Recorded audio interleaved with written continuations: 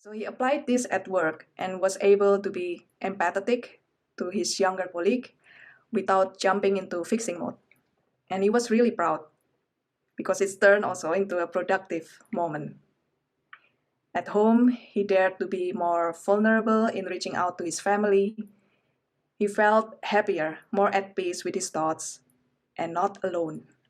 His relationships improved, and he was becoming a better boss, father, and husband, and in his words, a fuller person.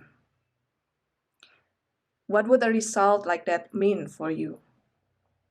Are you thinking, okay, sounds good, sign me up?